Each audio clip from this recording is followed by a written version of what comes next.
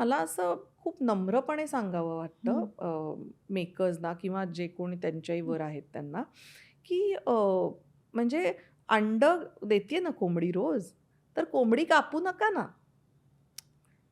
मी अतिशय कोणीतरी ना अ, लहान तोंडी मोठा घास म्हणा किंवा कोणीतरी अतिशय सामान्य ॲक्टर आहे आणि मी रिक्वेस्ट करते, की खरंच कोंबडी कापू नका. सोन्याचं अंडं देतीये रोज ती. हं. ते अंडं एन्जॉय करा. रोज हळू-हळू, हळू-हळू मिळतंय ना सगळं. आता ते काय त्यांची काय गणितं असतात आणि हे यात आपण जायलाच नको. पण हा ताण प्रत्येकावर खूप जास्त होतो आणि असं म्हणून नाही चालत, "घ्या ना सुट्टी, जाऊ दे ना, काय फरक पडतो, 1 दिवसाचे पैसे नाही मिळाले तर." नाही असं होत. किंवा एक ठीक आहे ना, नाही मिळालं तर नाही, आपण मीठ भाकरी खाऊन जगू. असं नाही होत ना. प्रत्येकाचं काही वेगळी-वेगळी सिच्युएशन्स असतात. प्रत्येकाचं वेगळं पॉइंट ऑफ व्ह्यू म्हणजे प्रत्येकाचं आपलं-आपलं असतं काय जे असतं. सो असं म्हणून नाही चालत.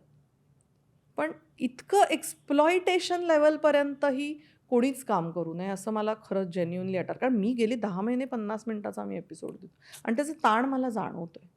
आणि मग आपण असं नाही करू शकत, की टेलिकास्ट रुक रहा है तो फिर क्या करूँ मैं जा रही हूँ. नाही होत असं. हं. You are a part of the team. So तुम्ही टीम म्हणून एकत्र आता आमचा शो खूपच छान मस्त चाललाय. पहिल्या 3त आहोत आम्ही स्टार प्लस या चॅनलवर.